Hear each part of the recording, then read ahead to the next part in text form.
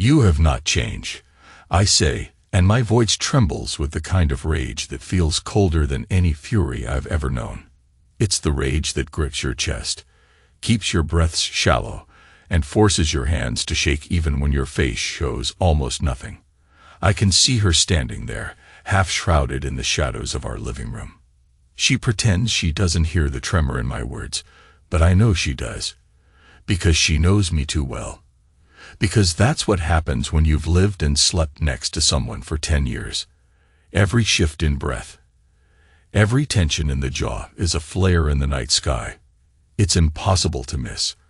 I remember a time when I used to tell her, "Grace, I can read your mood just from the curve of your lips." She'd laugh and brush me off, call me a romantic. But now, all I see is that same mouth, a mouth that, in my worst nightmares, belongs to someone else, or more accurately, allowed someone else to invade the space I thought was only mine. I force a gulp of air into my lungs, try to stay steady. My father used to tell me that when a man is about to make a decision that changes his life, his hands stop shaking. "Decision time," he would say with that somber look that told me there was no turning back. Yet my hands are not steady tonight. Not even close. I see her shift weight from one foot to the other. She lifts her chin slightly, her eyes glistening. But it's not tears I see. It's confrontation. She's always been that way. Bold, confident. She'll stand up to me even now, in the middle of this madness, because that's who she is. Grace Adams. Soon to be Grace Sullivan no more, I think bitterly. My mind flickers back to how this all started. Not the day I first met her. No, that was a lifetime ago. I'm talking about the day a video link popped up on my phone from an unknown sender. A rideshare driver. Ryan Carter. The nerve of him. "Dude, thought you'd want to see this." That was the entire message, accompanied by a short clip. I remember sitting in my office, morning coffee untouched, phone in hand. I remember pressing play, not really knowing what to expect. A drunk passenger. Another outlandish internet meme. Maybe someone left something behind in his car. But the first seconds showed a familiar shape of a woman's face in the flickering streetlights of a city at night. I saw her blonde hair, pulled back in a casual ponytail. And that profile. Those high cheekbones I used to trace with my fingertips. Then a man's face, half hidden by the shadows, leaning in. And she let him. I saw it so clearly, her lips parted in the slightest, her breath mingling with his. She kissed him back, or maybe he kissed her, or maybe it was both. My heart lurched so violently that I almost dropped the phone. That moment is burned into my mind. Her hands, fisted in his jacket, as if pulling him closer. It was only a few seconds of footage, but it was enough. It was enough to break everything. I still hear the hiss of my breath when I realized exactly what I was seeing. I remember the pounding in my ears, the dryness in my mouth, the complete inability to comprehend that the woman I married, the one who shared my bed, was entangled with some stranger in the back seat of a taxi. And it was no drunken mistake. Her body language, the press of her torso against him, there was a passion there, an aching need. It was so casual, so matter-of-fact, that it felt more like a window into her real life than any random fling. I had to fight the urge to throw my phone against the wall, or to storm out of the office and find her right then. That night, she came home late, again. The same routine. She was a fitness coach, always had irregular hours, training clients at odd times, or so she said. She entered the apartment, hair tied in a messy bun, carrying her sports bag. I was sitting on the couch, phone in hand.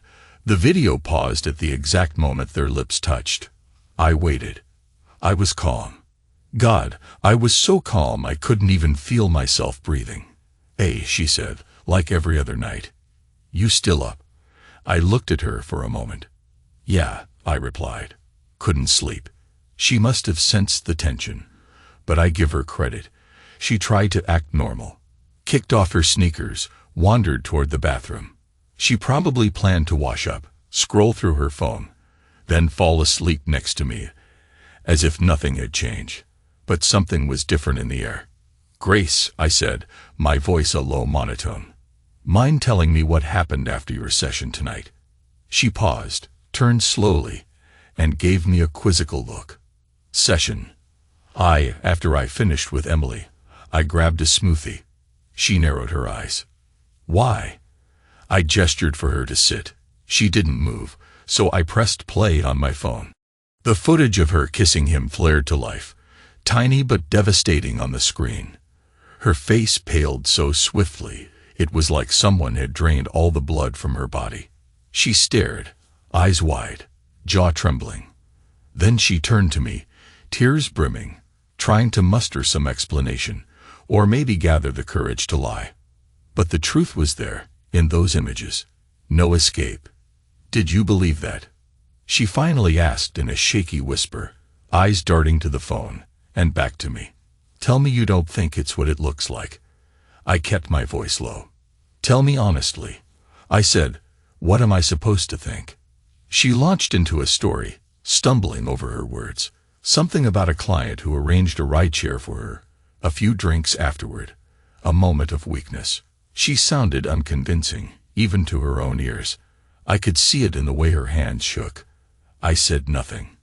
In the silence, my composure felt like a living thing, pressing in on me, strangling me from the inside. The only refuge was to keep my face blank. "Michael, it was nothing," she whispered, stepping closer. Her voice cracked. "I swear, you're the one I love. That was just a stupid, stupid mistake." The next day, I listed our apartment for sale, without a word to her, or anyone. I handled it between phone calls at the office, ignoring the anxious knot in my stomach. This was the home we'd saved for, scrimped for, the place we'd poured our hopes into. Selling it so abruptly was the kind of move I never imagined I'd make, but I realized, with a kind of bitter clarity, that the life I thought I had was already gone. Her betrayal took a sledgehammer to my illusions, and all that remained was the rubble. She found out soon enough. She cornered me in the hallway, practically shrieking, "You're selling our home. Are you insane?" And in response, I just walked past her. The mania in her voice was overshadowed by my single-minded resolve. I kept going. Which brings me back to this moment. My trembling hands, her face half in shadow, and my accusation, "You have not changed." She's wearing something casual, a hoodie, yoga pants, her usual after-work wear. But there's a look in her eyes I haven't seen before, genuine fear. She knows I'm past the point of negotiation. She knows I discovered far more than just that short video. Because I confronted Ryan Carter, the wannabe musician who doubles as a driver. He texted me again, claiming innocence. "I didn't mean to start trouble, man. I just thought you should know." That message. That nerve. I called him. Calmly. Asked him to meet me. He sounded jittery.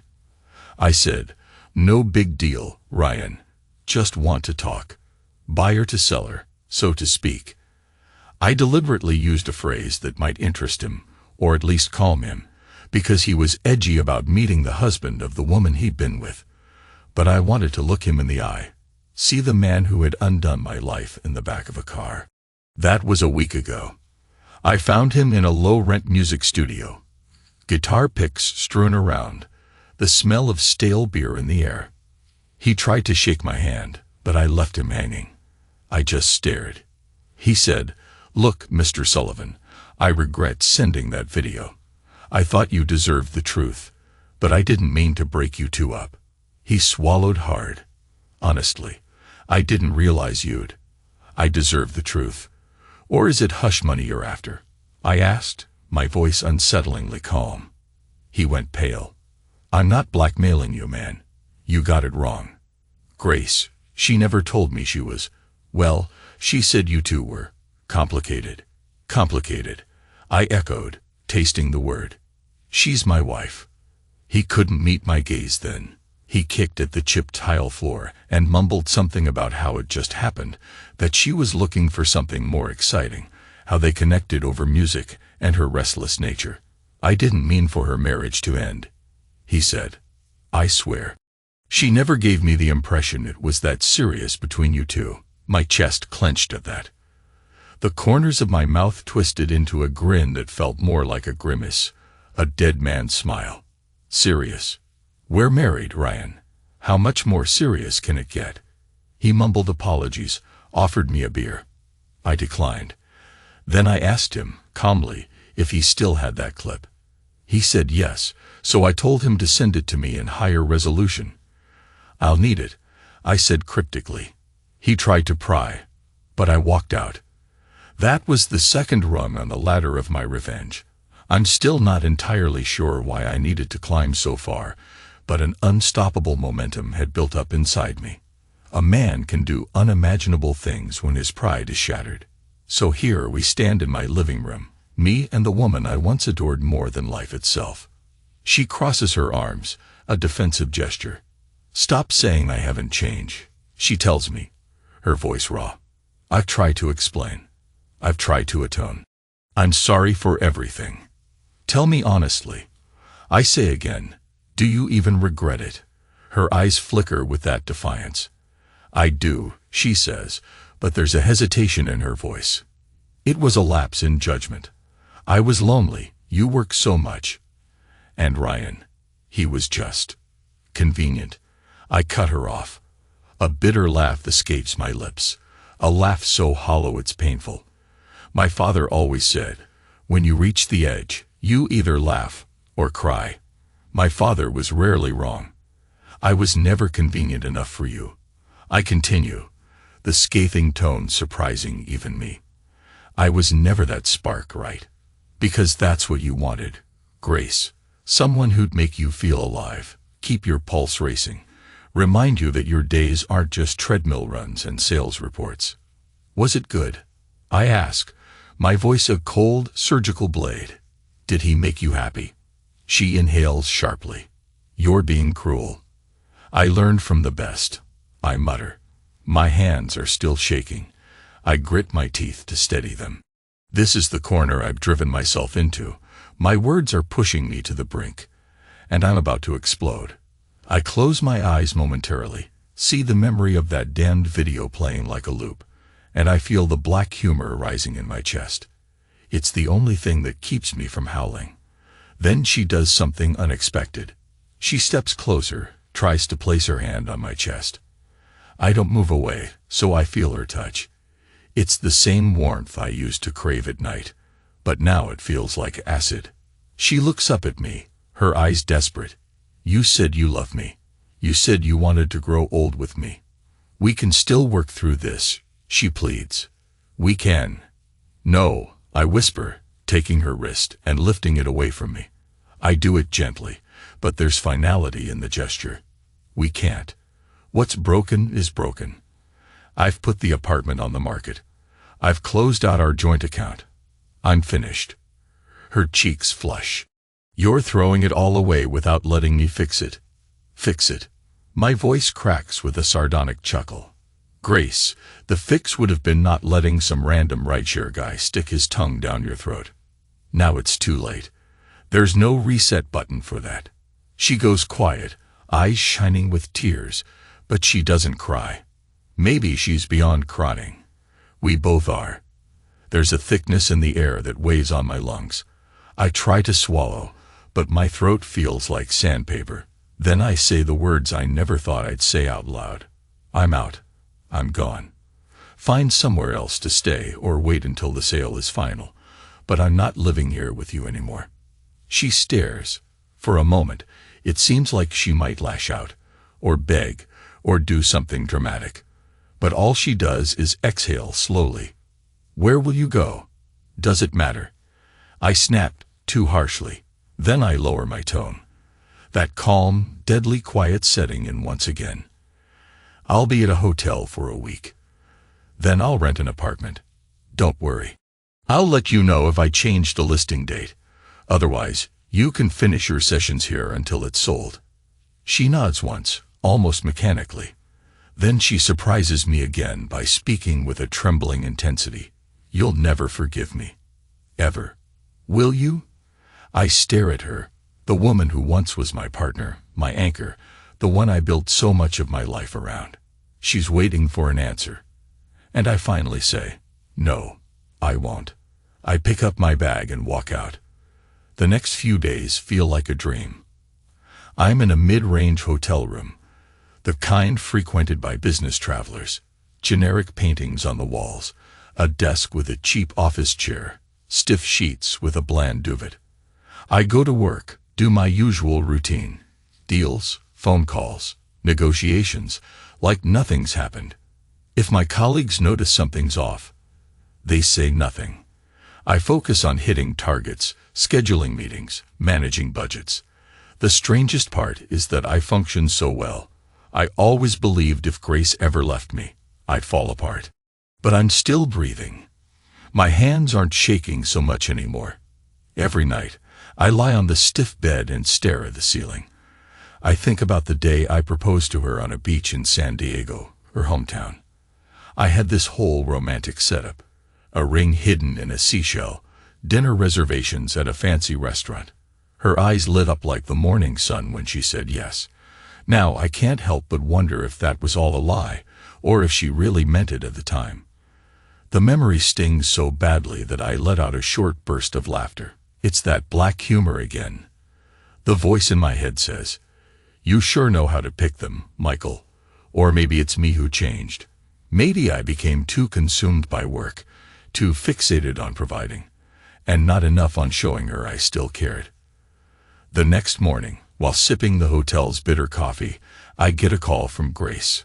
I let it go to voicemail. She's crying in the message, something about being sorry and wanting to talk again. She begs me to just have one conversation, face to face.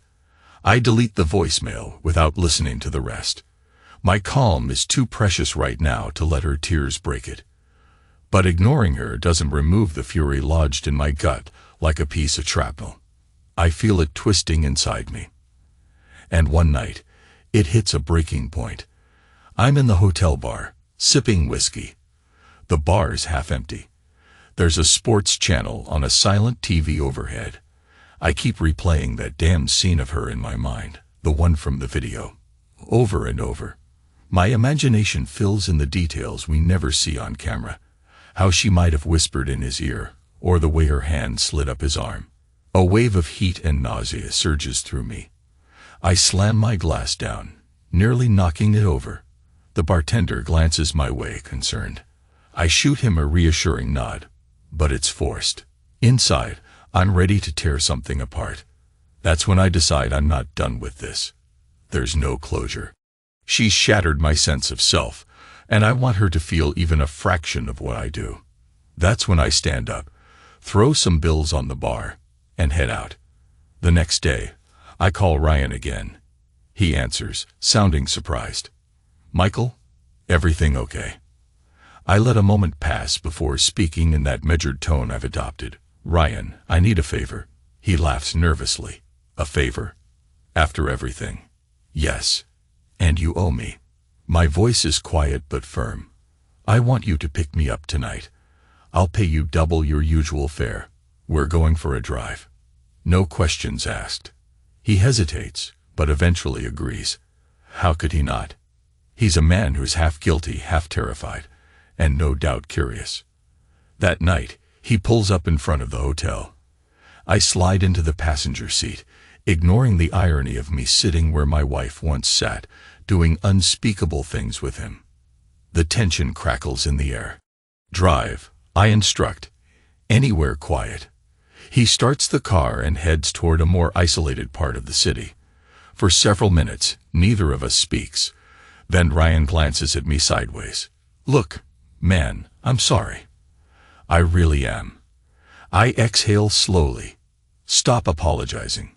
Just drive." Then I stare out the window, watching the blurred lights of Los Angeles pass by. Eventually, we reach a deserted side street near some warehouse lots. I tell him to pull over. He cuts the engine.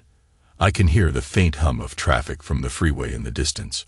Overhead, a dim street lamp flickers. "What now?" he asks, a quiver in his voice. I turn to him. "Tell me about her," I say, barely above a whisper. Tell me how it started. He looks startled. I don't know if that's. Tell me honestly. I snarl, fists clenched. I need to hear it. Ryan hesitates, then rubs a hand across his mouth. All right. She ordered a ride one night a few months ago, after a gym session. She was upset. Said you were working too much, that she felt alone. We got to talking. She flirted. I was flattered. One thing led to another. We exchanged numbers.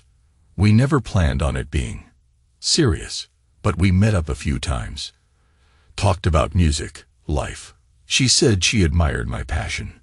Then we ended up kissing in my car. But it was more than just that clip. I'm sorry. My gut twists. A savage part of me wants to punch him right there. Instead, I let out a bark of laughter that sounds unhinged, even to my own ears. You guys had yourselves a real romance, huh? I say sarcastically, leaning my head against the window. Congratulations. He shakes his head, eyes downcast. She never told me she'd leave you. I think she was just bored or something. Wanted an escape. Yeah, I say darkly, an escape. Silence blankets us. Then Ryan clears his throat. Why did you want me to pick you up? Are you gonna? I glance at him, seeing the fear in his eyes, and I realize something chilling. He's a small piece of this puzzle. He's not the real cause of my pain. He's just the opportunist who slid into the space Grace left open. I take a slow breath. I wanted to see the man who broke my marriage. But the truth is, Ryan, you're irrelevant. She was going to find someone eventually. If it wasn't you, it'd be the next guy. He looks miserable. So, what do we do now? I open the door and step out onto the curb. We don't do anything. I'm done with this. Drive safe. As I slam the door shut, I catch a glimpse of him sitting there, speechless. I walk away, hands in my coat pockets, feeling the cold air claw at my face. I hear him start the engine and drive off. I don't look back. That night, I check my phone to see multiple missed calls from Grace. She's persistent. I grit my teeth, unsure if I want to hear her voice. But something compels me to press the phone to my ear the next time she calls. Michael, she begins, sounding exhausted. I know you're shutting me out, but please, just meet me. One last time. I need to talk to you. Why? I ask flatly. We said enough. Because I know you're planning to sell the apartment and vanish. And I won't try to stop the sale. But I want closure. Please. A part of me wants to reject her outright. But another part, the part that's steeped in black humor, in the kind of bitterness that demands one final confrontation, tells me to see her. So I exhale. Fine. I say, tomorrow noon, at the apartment. She releases a shaky breath. Thank you. The next day, I show up at the apartment. It's surreal to stand on my own doorstep, holding keys to a place that no longer feels like home. I enter and find her sitting on the couch. Our couch. The one we picked out together years ago, joking about how we'd break it in. That memory makes my stomach knot. I manage to keep my face still. She looks up at me, her eyes rimmed with shadows, like she hasn't slept in days. You came, she whispers. I remain standing by the door, arms crossed. I'm here. Talk. She inhales deeply, rubbing her palms on her thighs. I've been thinking a lot. About what I did, and why I did it. I won't justify it, but I want you to understand. I felt like we were drifting. You were always at work. I felt invisible. Ryan was just an escape from that feeling. She shakes her head, voice trembling. I was selfish, I know. But it wasn't because I stopped loving you. It was because I was scared our life was set on this boring track, and you didn't notice me anymore. I was terrified of becoming irrelevant. Her words sink in. My expression doesn't change, but I feel something twist inside me. Maybe it's recognition. Maybe it's pity. Maybe it's a longing for a life I can't get back. And that justifies sneaking around with a stranger. I ask quietly. She flinches. No, nothing justifies it. I want you to know I did love you. I still do. I bark a short, humorless laugh. That's a funny way of showing love. You know what real love looks like. Respect, loyalty, trust. You trashed all that. A tear slips down her cheek. She brushes it away. I know. And I understand if you never want to see me again. I deserve it. But I'm still hoping. Stop. I cut her off.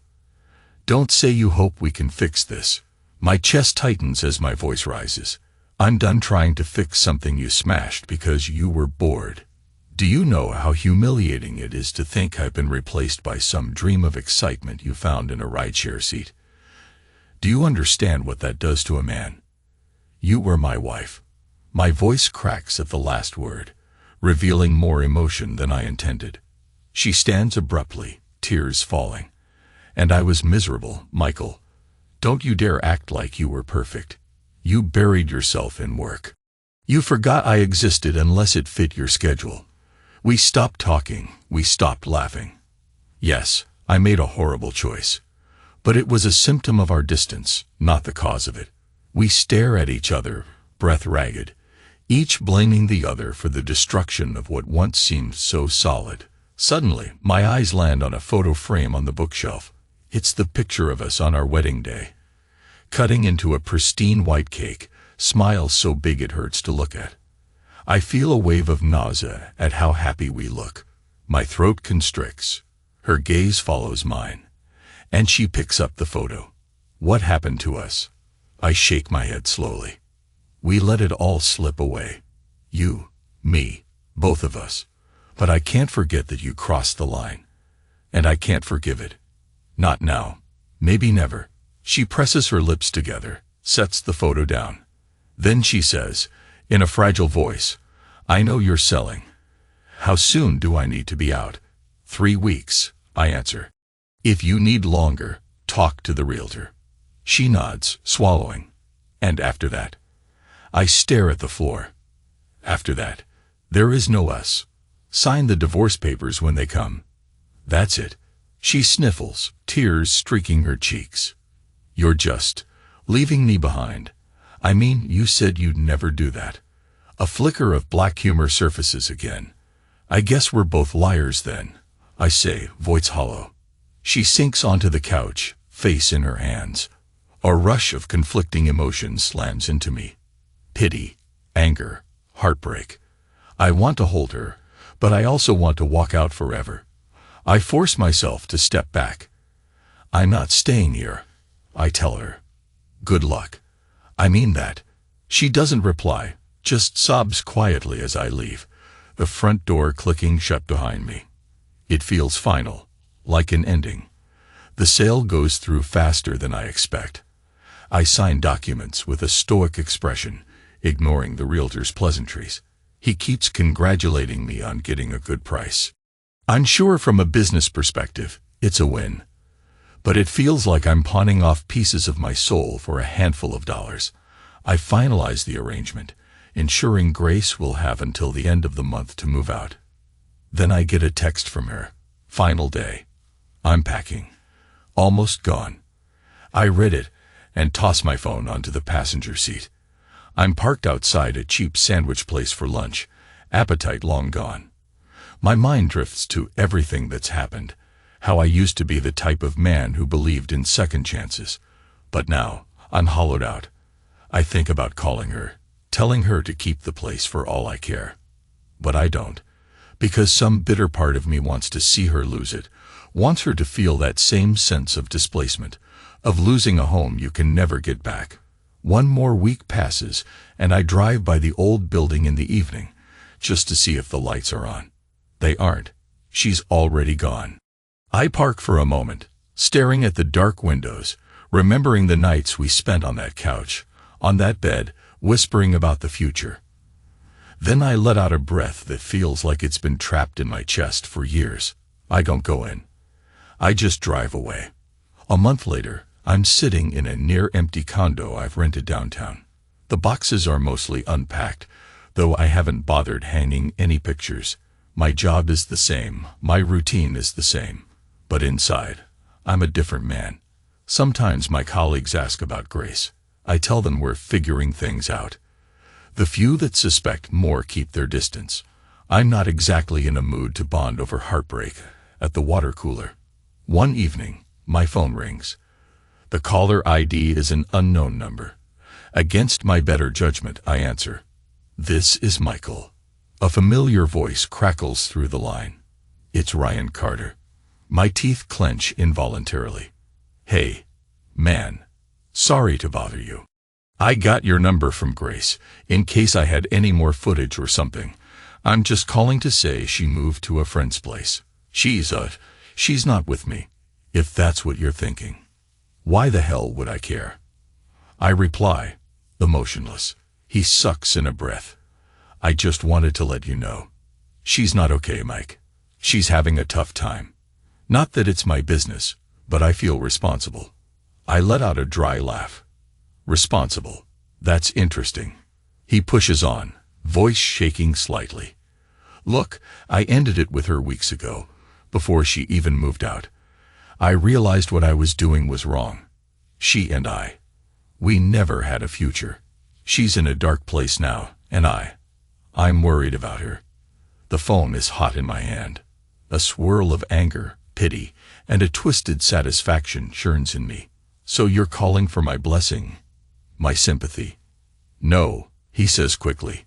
I'm just saying if you wanted to reach out or something, she might need it. My stomach tightens. The nerve of him. That woman is no longer my concern. I grind out.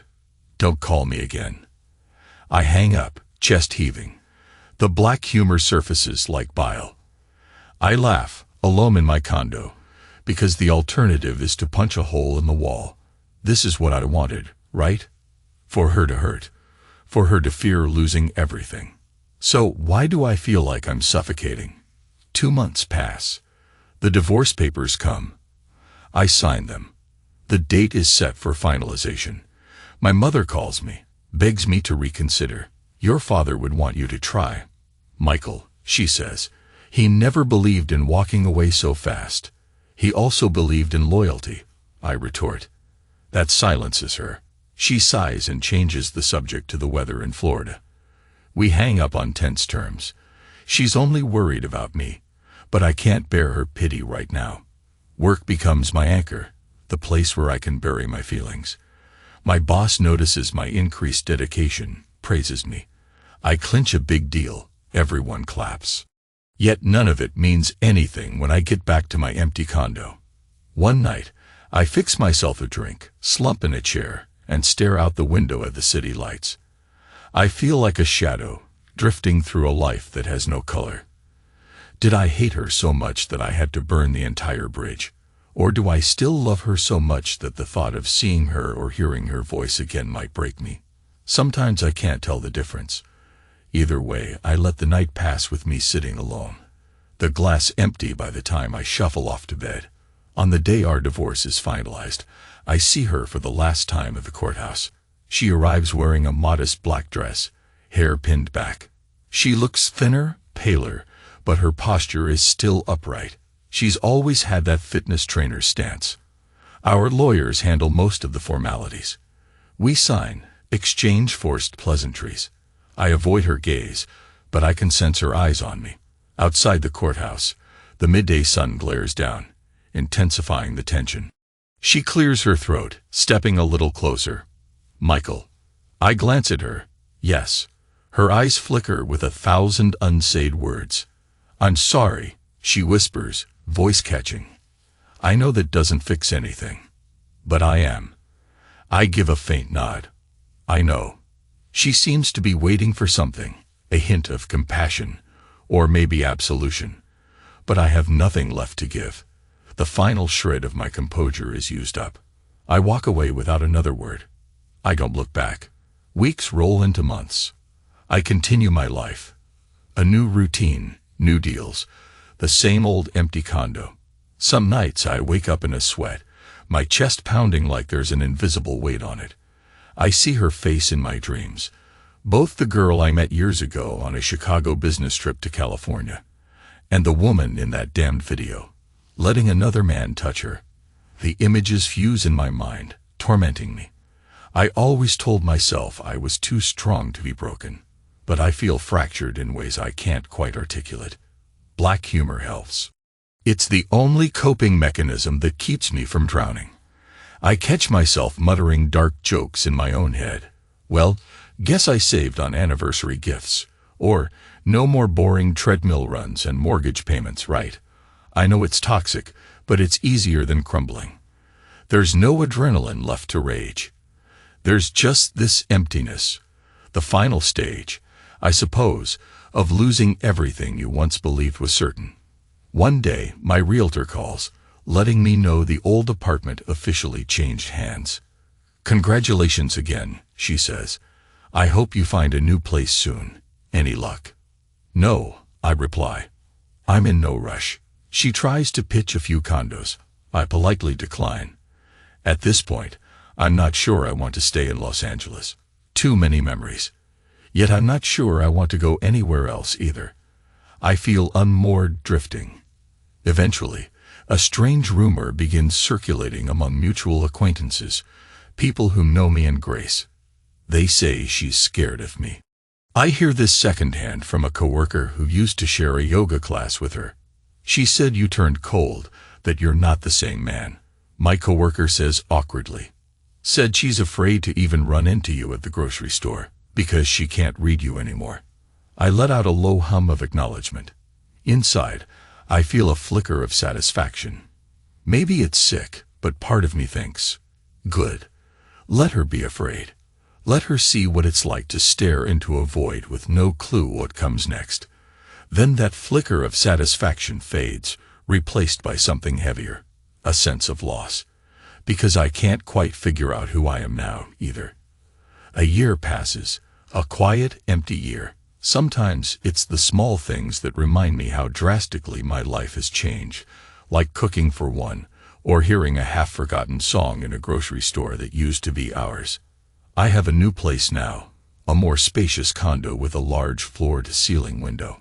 The view of the city is breathtaking, but it doesn't fill the gnawing void inside me. I focus on my job, building my savings, visiting my mother in Florida once in a while. I let the old life fade away, or so I tell myself. One evening, I'm at a corporate function, a dull dinner with potential clients. I step outside for fresh air and find myself alone on a small balcony overlooking the city. The downtown lights glitter like promise, or perhaps like illusions. My phone buzzes in my pocket. An unknown number again. I consider ignoring it, but something makes me pick up. "Hello," I say curtly. A familiar voice, older, calmer. "Ryan Carter." I grimace, clenching the railing. "You still have my number." "Grace gave it to me," he says. "Don't hang up." I hesitate, silent. He continues, "I just wanted to say something. I've moved to Phoenix, trying to get my life together. My music wasn't going anywhere in LA. I also wanted you to know that Grace's business is doing okay. But she's not the same. She doesn't smile like she used to. She's changed." My jaw tightens. "Why are you telling me this?" "Because I feel guilty," he confesses. "You were right. I was just a catalyst for something that was going wrong in your marriage. But I regret being part of the wreckage." I let out a breath, slow and deliberate. "I'm not interested in your redemption arc, Ryan. Good luck with your new life." He's silent for a moment. Just wanted to say it. "I'm sorry, man. Really." Then he ends the call. I stare at the phone, almost waiting for another ring, but it stays silent. A surge of conflicting emotions hits me again. Anger, longing, bitterness, even a sliver of relief.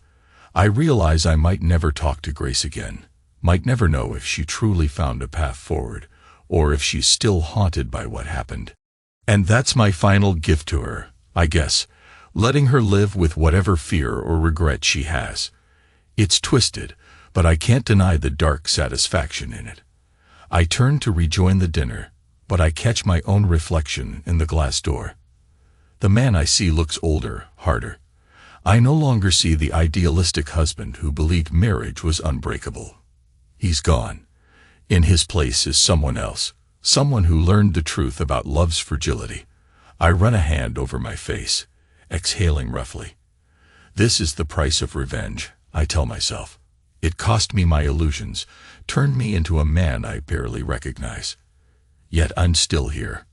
Still standing, still functioning. I don't know if that's triumph or tragedy. Months roll on. The divorce is a fact of the past. The story of Michael and Grace becomes a cautionary tale among friends who whisper about how quickly it all unraveled. People in the office go back to their routines, forgetting that once I had a ring on my finger. I feel the pain in passing moments when I see a couple holding hands or a random social media memory pops up uninvited. But mostly, I navigate life with an eerie composure. My father used to say, "Scars are lessons. Learn well." I think I'm learning, though the lesson is harsh. Sometimes I recall that final argument, the hush in our empty apartment, the way her voice wobbled when she asked if I forgive her. And I said no. It was the simplest truth I've ever spoken. No. I shut the door on that chapter of my life. And in the raw honesty of my darkest nights, I admit that maybe I'll carry that decision forever. But I also admit a part of me misses the life we had before it all went to hell. Misses that sweet innocence of not knowing your partner was capable of betrayal, or that you were capable of destroying her in return. There are rumors that I've become a legend among certain circles. The ex-husband who sold the home out from under his cheating wife, and never looked back. An exaggeration, sure, but rumor always is. I hear she flinches whenever my name is mentioned, like I've become a boogeyman. And somehow, that feels like the last, twisted piece of victory. Or maybe it's not victory at all, just a hollow imitation, because you can't really win in a war that costs you your heart. Tonight, I stand by my large window, looking out at the city, the reflection of a man, tall, tired eyes, clenched jaw, stares back. My phone vibrates on the kitchen counter. I glance at it. It's an unknown number again, probably spam. I ignore it. The city lights twinkle below, reminding me that millions of stories are unfolding at once. Betrayals, reconciliations, heartbreaks, celebrations. Mine was just one of them, but it feels larger than life because it was mine. Funny how that works. The world spins on, oblivious to the fact that everything you once believed in lies shattered at your feet. I let out a sigh, maybe the heaviest one of my life. Despite everything, I'm alive. I'm changed, irreversibly so. And I'll carry this story like a scar under my shirt, hidden but always there. Maybe that's how all of us move forward. By learning to wear our scars, by letting them shape us, for better or worse. "You have not changed," I had said to her that night, trembling with cold fury. But in the silence of this new reality, in the shadows of my new home, I realize neither of us is the same. We've both lost something we'll never get back. And in the end, that might be the final tragedy and the final truth. You can punish someone for hurting you. You can even destroy them. But you also destroy a part of yourself in the process. You pay for it, whether you want to or not. I feel a faint smile tug at my mouth. It's grim, yes, but it's also acceptance. I lift my glass, a silent toast to everything I lost, and to the man I've become. Then I take a sip and close my eyes, letting the burn of the liquor remind me I'm still here, still breathing, still standing. I do not move. I simply keep my eyes closed, glass in hand, letting the city hum lull me into a bittersweet calm. A year ago, I would have cursed the darkness for swallowing me. Now, I stand in it willingly, because it's mine. My darkness, my consequence, my final gift to her and to myself. And for the first time in a long while, there's a measure of peace in that realization. It isn't forgiveness, but it is a kind of release. And so, here I remain, quiet in my solitude, reminded that even the worst storms pass eventually, leaving behind the wreckage, and the survivor who learns to live amidst the ruins. Because that's all there really is in the end: survival.